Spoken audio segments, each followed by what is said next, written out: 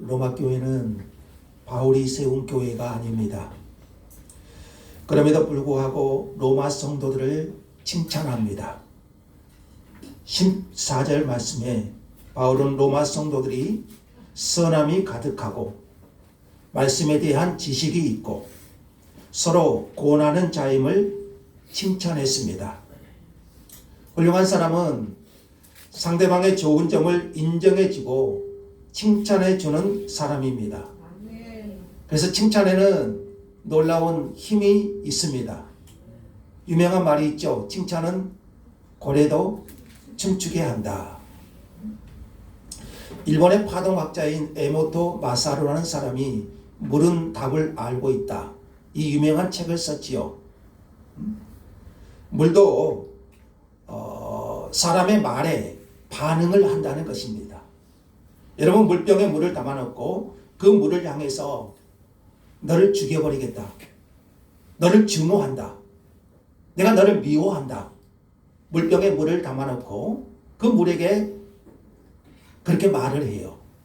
그러면 그 물의 결정체가 그 물을 향하여 저주를 퍼부으면 그 물의 결정체가 깨져서 복이 흉한 구멍이 생기고 파장이 아주 날카롭게 변했습니다. 반면 그 물을 향해서 사랑해, 고마워, 감사해, 아멘.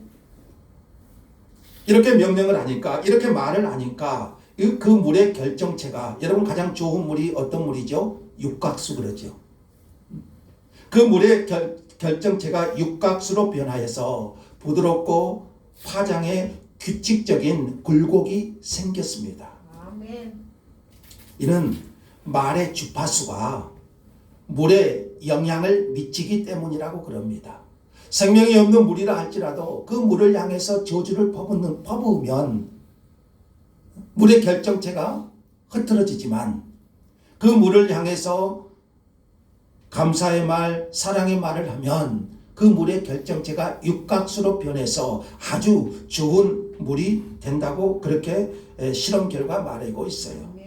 자, 우리 잠언 18장 21절에 그랬죠. 죽고 사는 권세가 혀에 달렸다 그랬죠. 여러분, 말 한마디가 그 사람을 위로하고 말 한마디가 그 사람에게 심한 상처를 주고, 하나님께서도 그렇게 말씀하셨죠. 너희 말이 내 귀에 들린 대로 행하리라. 자, 그러므로 여러분, 저와 여러분은 가정에서나 교회에서나 칭찬하는 말을, 감사하는 말을, 사랑하는 말을 자주 하기를 원합니다. 바울은 로마 교회 성도들을 향해서 칭찬의 말을 하지 않습니까? 그들이 가진 좋은 점을 칭찬하지 않습니까? 15절을 같이 한번 읽어볼까요? 시작.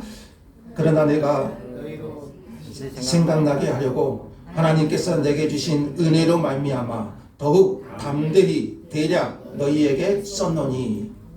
바울은 주님으로부터 받은 은혜를 로마 교회와 함께 나누고 싶었습니다. 바울이 받은 은혜가 뭡니까? 바울이 받은 은혜는 가장 먼저 구원의 은혜입니다.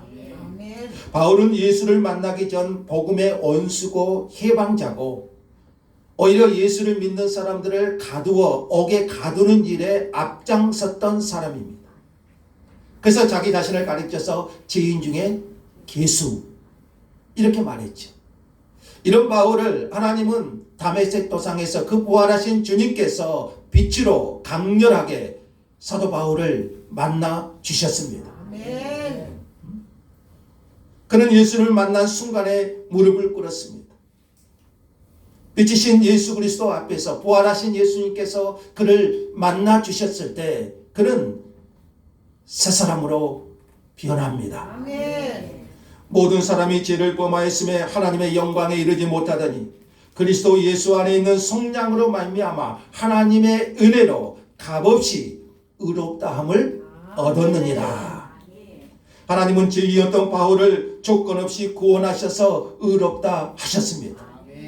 이 은혜가 얼마나 놀랍고 감격스러워서 그는 일생 동안 은혜의 빚진 자로 살았습니다. 아멘. 죄인 중에 계수인 자기를 구원하신 그 은혜가 얼마나 컸던지, 영원한 하나님의 심판 가운데 처할 자신을 구원해 주신 그 하나님의 은혜가 얼마나 크던지, 아멘. 바울은 그 은혜를 항상 찬송하며 감사하며 그 은혜를 감당하는 삶을 살고자 힘썼던 거지. 아멘. 우리가 잘 아는 존 뉴턴은 과거 노예 선장으로서 굉장한 많은 돈을 번 사람이었어요. 그런 중에 술을 취해가지고 이 사람이 장난 삼아서 교회 예배 드리는 예배당에 들어가게 됩니다. 그런데 성령께서 강력하게 그 순간에 뉴턴에게 역사하신 거예요. 아멘. 그때 들었던 말씀이 누가복음 15장 탕자야, 돌아온 탕자. 그 탕자를 영접하신 하나님. 아멘. 그 설교를 들으면서요, 세상에 무서울 것이 없었던 그가 그 말씀을 들으면서 눈에 눈물이 흐르고요, 그 순간 자기도 모르는 사이에 예배당에 무릎을 꿇고 아멘. 하나님을 향하여 항복을 합니다. 그 말씀이 그의 심령에 부딪힌 것이요, 그가 자기 죄를 회개하고 하나님 앞에서 거듭나는 순간이었어요. 아멘. 성령께서 그의 마음을 만지신 것이죠. 성령께서 말씀으로 그의 심령에 역사하신 것이죠. 아멘. 노예 선장 뉴턴이 성령에 붙들림 바 되어서, 여러분 아무리 큰 죄인이라 할지라도 바울처럼 뉴턴처럼 하나님의 말씀이 그를 붙잡으면, 아멘. 성령께서 그를 붙잡으면 그는 새 사람이 되는 것입니다. 아멘. 그날 이후 그는 새 사람이 되어서 죽을 때까지 교회를 섬겼어요. 아멘. 뉴턴이 천국에 가기 직전에요, 그러니까 죽기 직전에 이런 말을 남기죠. 자기가 천국에 가면 정말 놀라울 일이 세 가지가 있을 것 같다. 자기가 천국에 가면 놀라운 일 세 가지를 발견하게 될 것이다. 하나는 저 사람이 천국에 오지 못할 사람 같았는데 천국에 있는 것을 보고 놀랄 것이고, 아멘. 여러분 주변의 사람들 보세요. 다 천국 가게 생겼습니까? 뉴턴이 죽기 직전에 이 말을 해요. 첫 번째로 놀랄 것은 저 사람은 정말 천국에 없을 사람 같은데 천국에 있는 것을 보고 놀랄 것이고, 두 번째는 저 사람은 꼭 천국에 있어야 될 사람인데 없는 것을 보고 놀랄 것이고, 천국에 가서 보니까 누구누구 집사는 누구누구는 정말 천국에 먼저 와 있을 것 같았는데 없는 것을 보고 놀랄 것이고, 그리고 마지막 세 번째는 자기 같은 죄인이 천국에 있는 것을 보고 놀랄 것이다. 아멘. 그런 자신과 같은 죄인을 구원해 주신 하나님의 은혜가 너무 커서요, 유명한 찬송시를 지었죠. 찬송가 305장 Amazing Grace, 나 같은 죄인 살리신, 아멘. 나 같은 죄인 살리신 주 은혜가 얼마나 놀랐는지. 바울은 이 은혜를, 여러분 우리는 누구나 그리스도 안에서 받은 이 구원의 은혜가 있습니다. 아멘. 저와 여러분을 하나님의 놀라운 성령의 능력으로 말씀 안에서 건져주신 하나님의 은혜가 있습니다. 아멘. 바울은 로마 성도들과 이 은혜를 나누고 싶었어요. 아멘. 자, 두 번째로 바울이 받은 은혜는 16절입니다. 오늘 말씀의 핵심이죠. 16절 우리 다시 한번 읽을게요. 자, 잠을 깨시고 같이 한번 16절 읽읍시다. 잠잔 사람 옆에 좀 깨세요. 16절 한번 읽읍시다. 시작. 이 은혜는 곧 나로 이방인을 위하여 그리스도 예수의 일꾼이 되어 하나님의 복음의 제사장 직분을 하게 하사 이방인을 제물로 드리는 것이 성령 안에서 거룩하게 되어 받으실 만하게 하려 하심이라. 아멘. 바울이 받은 은혜는 첫째는 구원의 은혜고, 자, 두 번째는 이방인을 위하여 그리스도 예수의 일꾼이 되어 하나님의 복음의 제사장 직분을 하게 하신 것. 아멘. 여기서 일꾼은 노예나 머슴을 말하는 것이 아니고 하나님께서 어떤 특별한 사명을 위해서 부르심을 받은 사람을 말하는 것. 아멘. 바울은 이방인을 위하여 하나님께서 특별히 불러 세우셨습니다. 아멘. 세상에는 우리보다 훨씬 지혜 있는 사람, 훌륭한 사람이 많습니다. 그런데 하나님은 저와 여러분을 부르셔서 하나님의 사람이 되게 하셨습니다. 아멘. 하나님은 저와 여러분을 부르셔서 복음을 전하게 하셨습니다. 아멘. 바울은 자기를 부르셔서 특별히 이방인의 사도로, 복음을 알지 못하는 이방인의 사도로 자기를 불러주신 그 은혜가 너무 크다고 고백합니다. 아멘. 자기가 이방인의 사도인 만큼 내 직분을 영광스럽게 여긴다고 고백했습니다. 아멘. 아무리 훌륭한 사람이라도 여러분, 하나님이 쓰시지 않으면 소용이 없어요. 아무리 약하고 무능한 사람일지라도, 가진 것이 없다 할지라도 하나님이 쓰시면 그 사람은 하나님의 은혜인 거예요. 아멘. 그래서 보네포 목사는 부르심은 그 부르심 자체가 은혜라고 말해요. 아멘. 돈을 많이 가졌다고 은혜가 아닙니다. 그 돈이, 그 가진 돈이 하나님을 위해서 쓰여질 때에 그것이 은혜인 거예요.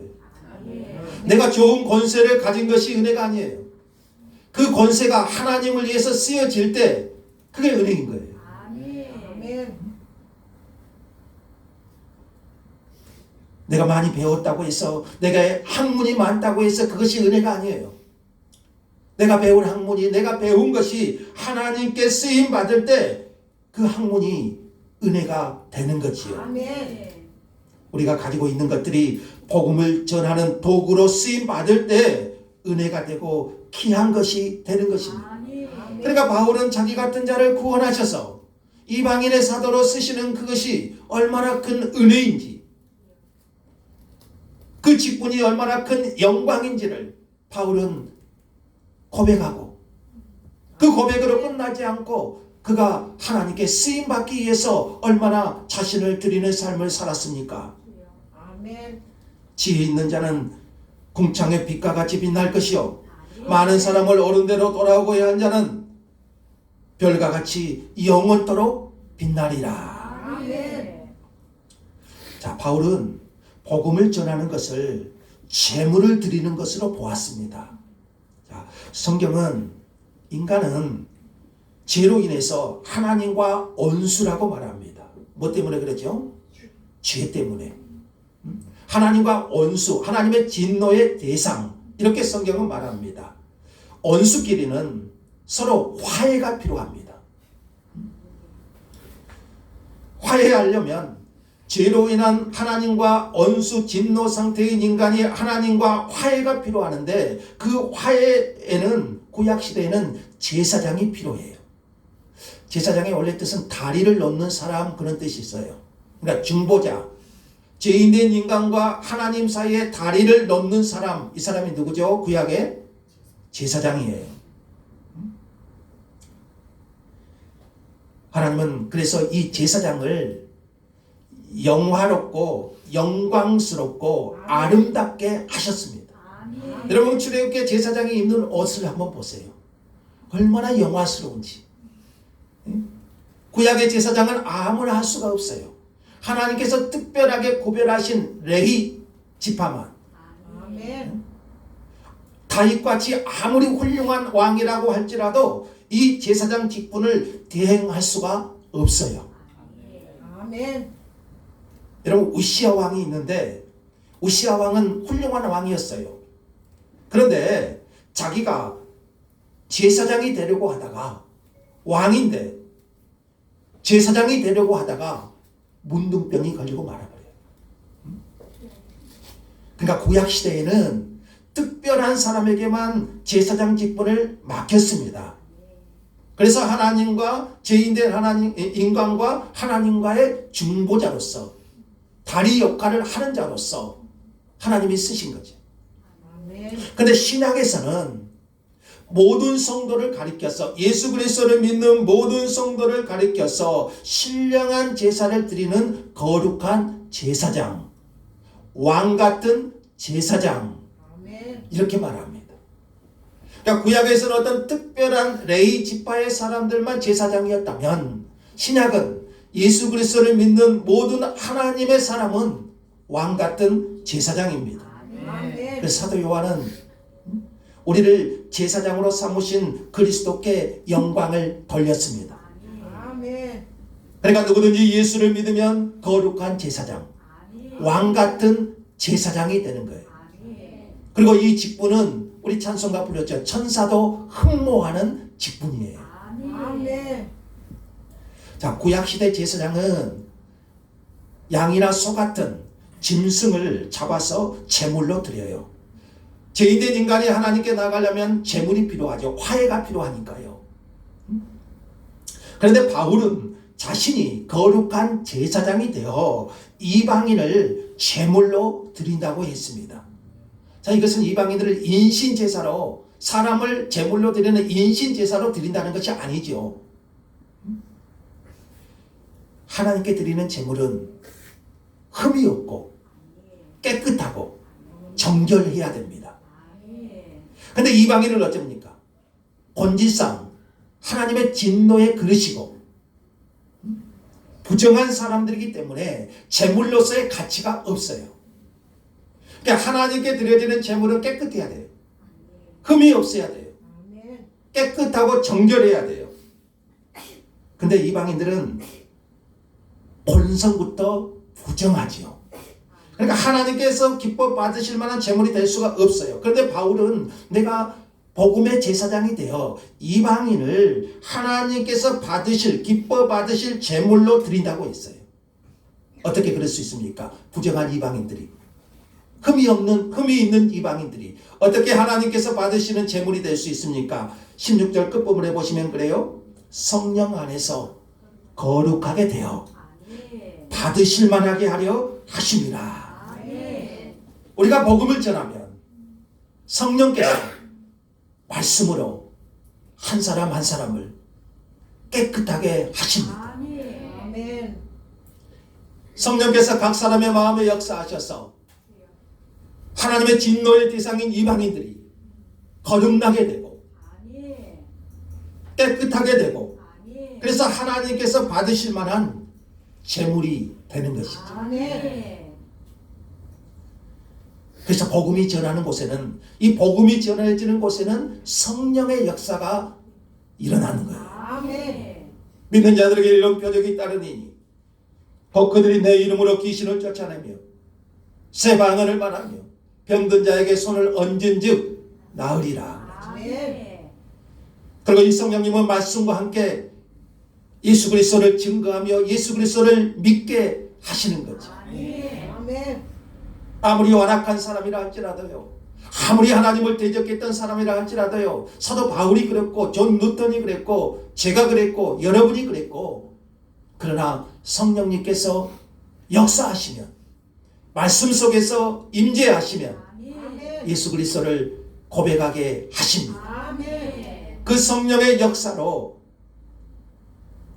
하나님이 받지 못한 이방인들이 깨끗하게 되어 하나님께서 받으심직한 거룩한 제물로 드려지게 되는 것이에요. 아멘. 바울은 이 성령의 역사로 하나님의 사역을 이루었고요, 하나님 앞에 많은 이방인들이 드려지게 된 것입니다. 바울은 이런 성령의 역사를 통해서요, 예루살렘부터 19절에 보시면은요, 그렇죠? 예루살렘부터 두루 행하여 일루르겐까지 그리스도의 복음을 편만하게 전했습니다. 바울이 가는 곳마다 말씀이 증거되었고요, 그 말씀을 통해서 성령께서 역사하셨고요, 그래서 많은 이방인들이 주께로 돌아오는 역사가 있었던 거예요. 아멘. 그래서 이 복음이 예루살렘부터 두루 행하여 일루리곤까지, 일루리곤은 오늘날 유고슬라비아입니다. 그 일루리곤까지 그리스도의 복음을 편만하게 전하는 것. 자, 바울은 어느 교회에서 파송받았죠? 안디옥 교회라는 곳에서 파송을 받지요. 안디옥 교회에서 파송받은 후에 약 10여 년 동안 1차, 2차, 3차 사도행전에 나오죠. 그 전도 여행을 했어요. 그 1차, 2차, 3차 선교를 통해서 소아시아 지방이 개척이 돼요. 지금의 터키 지방이지요. 그리고 마게도냐 지역으로 돌아가죠. 2차 때는요. 지금 마게도냐는 그리스 유럽 쪽이죠. 그 지방을 두루 다니며 복음을 전파하고 가는 곳마다 교회를 세워요. 그래서 예루살렘부터 일루리곤, 유고슬라비아, 그 일루리곤까지 복음을 편만하게 전하고요. 이 거리를 합하면 약 2,000km 정도 되는 거리예요. 굉장히 먼 거리인데 이 먼 거리를 걸어 다니면서 복음을 전했어요. 그는 할 수만 있으면 미개척지. 그러니까 복음이 전해지지 않는 곳에 가서 복음을 전하고자 했습니다. 왜 그랬습니까? 주의 소식을 받지 못한 자들이 들을 것이고 듣지 못한 자들이 듣고 깨달아 구원받게 하기 위함이에요. 아멘. 바울은 로마서 10장에서도 말했죠. 그런즉 저희가 믿지 아니하는 일을 어찌 부르리요? 듣지도 못한 일을 어찌 믿으리요? 전하는 자가 없이 어찌 들으리요? 그래서 바울은 복음을 듣지 못한 곳에 가서 복음을 전하고자 해요. 그들이 듣고 믿고 구원하기 위함인 거지요. 아멘. 복음은 누군가가 전해야 돼요. 바울은 끊임없이 새롭게 복음을 전할 곳을 찾았습니다. 그래서 소아시아와 마게도냐에 더 이상 복음을 전할 곳이 없게 되니까 이제 로마를 거쳐서 서바나까지 그렇게 가고자 하는 거예요. 바울은 소아시아와 마게도냐 지역의 복음을 편만하게 전하고 이제 더 이상 전할 곳이 없게 되자 로마를 거쳐서 어디까지요? 서바나까지. 서바나는 오늘날 스페인입니다. 당시 서바나는 땅끝으로 생각했어요. 땅끝. 예수님은 승천하시기 직전에 제자들에게 명령하셨죠. 오직 성령이 너희에게 임하시면 너희가 권능을 받고 예루살렘과 온 유대와 사마리아와 땅 끝까지 이르러 내 증인이 되리라. 바울은 이 말씀을 붙들었어요. 그래서 예루살렘부터 시작해서 일루리곤까지 편만하게 복음을 전했어요. 이제는 더 이상 일할 곳이 없고 바울은 여러 해 전부터 로마를 거쳐 서바나까지 가기를 원했어요. 서바나는 어디라고요? 땅끝이에요. 땅끝. 당시 땅끝으로 생각한 스페인이에요. 바울의 최종 목적지는 로마가 아닙니다. 로마를 거쳐서 서바나까지 땅끝까지 이르러 내 증인이 되리라. 이 말씀에 순종하는 거지. 자, 24절을 한번 봐보십시오. 이는 지나가는 길에 너희를 보고 먼저 너희와 사귐으로 얼마간 기쁨을 가진 후에, 그러니까 로마는 지나가는 길이에요. 로마가 최종 목적지가 아니죠. 지나가는 길에 너희를 보고 먼저 너희와 사귐으로 얼마간 기쁨을 가진 후에 너희가 그리로 보내주기를 바랍니다. 그리는 어디입니까? 서바나로. 자, 그러니까 바울은 처음에 파송받았던 안디옥 교회의 파송을 받고 이제 바울의 최종 목적지는 로마가 아니죠. 로마를 거쳐서 서바나까지, 땅끝까지. 그 서바나는 로마 교회의 파송을 받아서 가기를 원한 거예요. 그러니까 안디옥 교회가 세계 선교를 위해서 쓰임 받은 것처럼 로마 교회도 세계 선교를 위해서 바울을 파송하고 기도해주는, 지원해주는 그런 교회가 되기를 원한 것이죠. 아멘. 그런데 바울이 로마에 가기 전에 한 가지 할 일이 있었죠. 자, 그게 뭐냐면 25절, 26절입니다. 당시 예루살렘 교회는 기근으로 인한 어려움이 심했습니다. 또 많은 환난과 핍박이 있었습니다. 가난한 성도들은 더 가난해졌습니다. 그래서 바울은 이방 지역에 세워진 교회들이 예루살렘 교회를 위해서 연보, 헌금하기를 원했습니다. 이방 교회들은 예루살렘 교회가 어렵다는 소식을 듣고, 예루살렘 교회는 모 교회죠. 바울은 이방 교회들을 개척했고 이방 교회는 예루살렘 교회가 힘들다는 소식을 듣고 기쁨으로 헌금하기 시작합니다. 그들이 많아서 한 것이 아니에요. 이방 교회들 역시 많은 환난과 극심한 가난 가운데 있었지만 그럼에도 불구하고 그들은 넘치는 기쁨으로 자원하여 힘에 지나도록 헌금했다고 성경은 기록하고 있지요. 자, 그러니까 바울은 로마에 가기 전에 예루살렘을 거쳐서 이 헌금을 전달하고 그리고 로마로 가서 서바나까지 가는 것이 바울의 선교 최종 목적지예요. 그리고 바울은 27절에 보시면 이방 교회들이 예루살렘 교회를 위해 헌금하는 것이 마땅하다고 말합니다. 왜 그렇습니까? 27절 한번 읽어볼까요? 다 같이. 기뻐서 하였거니와 또한 저희는 그들에게 빚진 자니 만일 이방인들이 그들의 영적인 것을 나눠 가졌으면 육적인 것으로 그들을 섬기는 것이 마땅하니라. 자, 바울은 이방인입니까? 유대인입니까? 유대인이죠. 베드로는 이방인인가요? 유대인인가요? 유대인이죠. 자, 이방인들이 구원을 받는 것은 유대인인 바울의 도움을 받아서 예수 그리스도를 믿게 됐죠. 그러니까 신령한 은혜를 받게 되었죠. 그러니까 이방 교회들은 유대 그리스도인으로부터의 빚을 졌습니다. 그래서 바울은 이방 교회가 유대 그리스도인으로부터 신령한 복음을 받았기 때문에 신령한 은혜를 받았기 때문에 육적인 것으로 그러니까 물질적인 것으로 섬기는 것이 마땅하다는 것이죠. 신령한 은혜를 받았으면. 그러니까 예루살렘으로부터 유대 그리스도인들로부터 이방 교회들이 회개하고 예수 그리스도를 영접하고 신령한 은혜를 받았다면 이제 마땅히 육적인 것으로 그러니까 물질적인 것으로 지원하는 것이 마땅하다는 것이죠. 그래서 바울은 구제 헌금을 예루살렘 교회에 전달한 다음에 로마 교회에 들렸다가 은혜를 함께 나누고 서바나로 가고자 하는 계획을 가지고 있었어요. 이것은 이방 교회와 예루살렘 교회가 하나 되기를 원했고요. 바울은 이 일을 하고 난 다음에 로마 교회의 지원을 받아서 땅끝 서바나까지 가기를 원한 겁니다.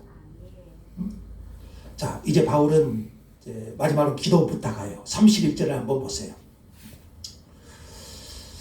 자, 바울이 이제 기도해 주기를 원하지요.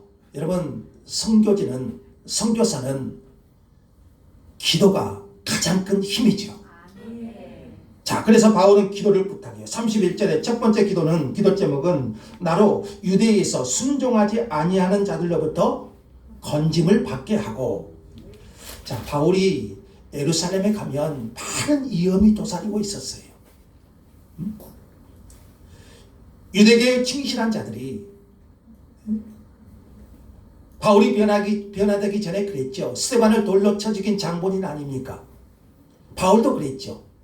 이처럼 예루살렘에 가면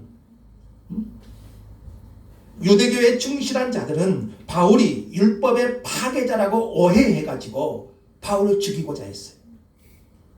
사도행전에 보면 어쩝니까? 40명의 결사대를 조직해가지고요 바울을 죽이기 전에는 먹지도 않고 마시지도 않겠다고 했어요. 그리고 성령께서 바울에게도 음성을 주셨어요.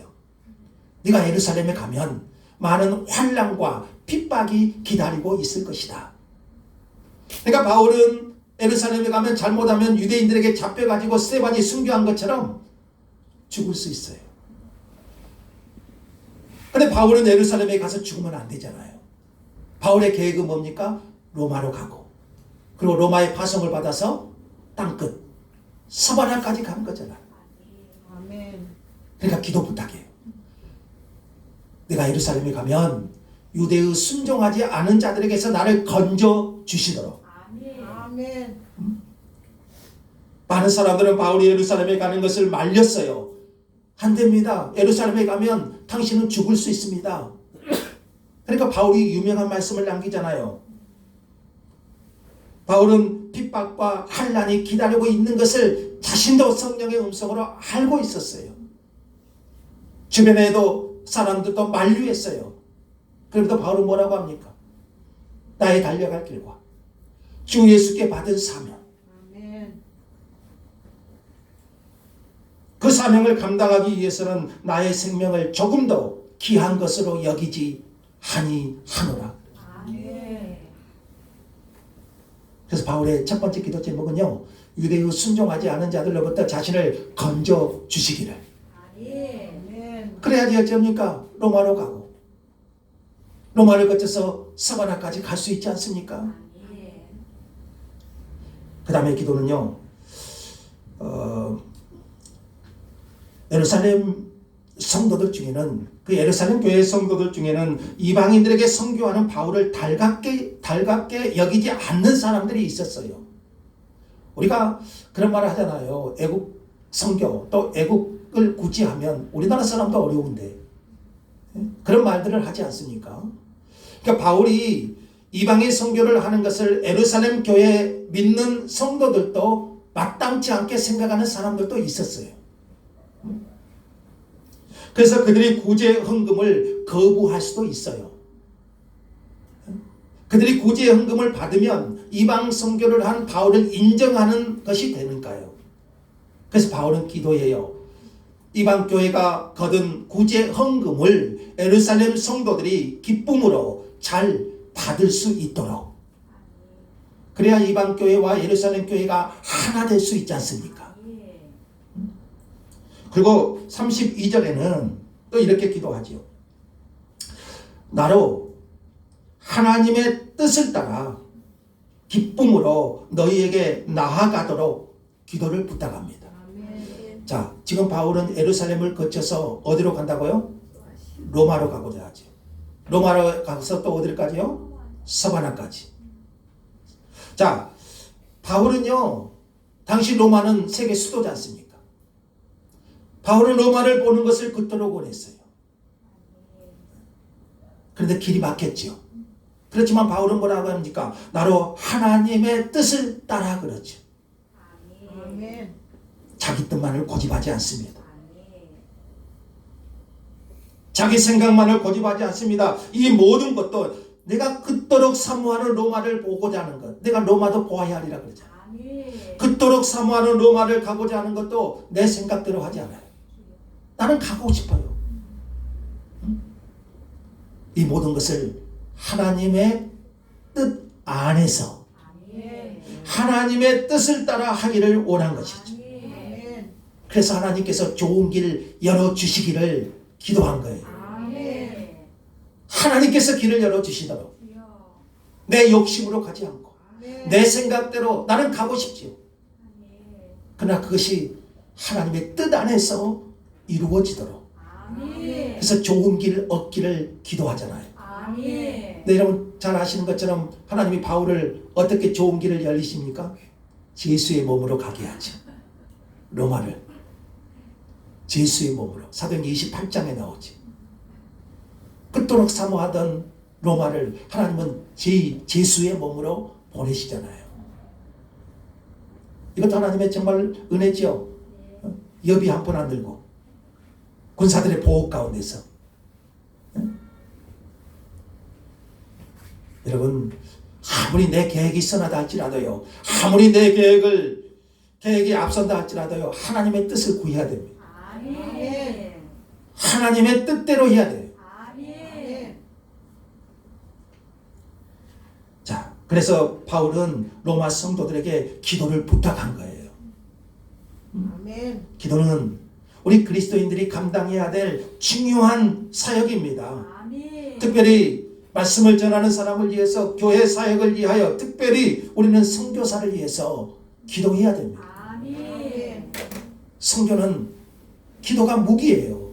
아멘. 선교의 현장은 기도의 힘으로 이루어지는 거예요. 아멘. 기도는 사단의 진을 파하는 강력한 무기인 겁니다. 아멘. 저는 선교사님들 대화하고 만날 때마다요, 그분들이 하시는 말씀이요, 물질적인 것도 중요하지만 기도 좀 해주십시오 그래요. 기도 부탁해요. 기도. 기도는 최고의 이력을 가지고 있습니다. 서로를 위해 기도하고 여러분, 우리는 서로를 위해서 기도를 부탁할 수 있어야 됩니다. 아멘. 기도 안에서 하나 되고 기도 안에서 교제하는 것이 성도의 진정한 교제인 거죠. 아멘. 자, 이렇게 바울은 마지막으로 이제 33절이죠. 평강의 하나님이 모든 로마 성도들과 함께 하시기를 간구합니다. 아멘. 자, 우리는 바울이 고백한 것처럼 하나님 앞에 바쳐진 제물이고 예. 또 다른 제물을 바치는 제사장이기도 합니다. 아멘. 예수님은 그러셨죠. 죄인 한 사람이 회개하면 천국에서는 회개할 것 없는 의인 99보다 더 기뻐하리라고 그랬죠. 아멘. 아멘. 하나님은 예수 그리스도를 믿는 사람들을 하나님의 복음을 전하는 제사장으로 삼으셨습니다. 아멘. 저와 여러분은 복음의 제사장입니다. 아멘. 저와 여러분은 하나님께서 복음의 제사장으로 부르셨습니다. 아멘. 바울은 이 직무가 하나님께서 내게 주신 은혜고 또한 그 직분을 영광스럽게 여긴다고 했습니다. 아멘. 저 여러분, 이 직분을 영광스럽게 여기기를 원합니다. 아멘. 세상의 어떤 권세, 세상의 어떤 지위가 영광을 주는 것은 아니죠. 하나님이 보실 때 그 지위가 소도에 말씀드린 것처럼 하나님이 쓰실 때, 하나님 안에서 쓰임 받을 때 모든 것은 의미가 있는 거예요. 아멘. 바울은 자기 같은 자를 들어 쓰신 하나님, 자기 같은 자에게 은혜를 베푸셔서 하나님의 복음의 제사장으로 삼으신 그 은혜가 너무 커서 그 은혜를 영광스럽게 여기며 하나님 앞에 감당했습니다. 아멘. 자, 우리 모두 이 영광스러운 복음의 제사장 직분을 감당할 수 있기를 주님의 이름으로 축원합니다. 아멘. 우리 받아들 분 같이 우리 같이 한번 찬송드리겠습니다.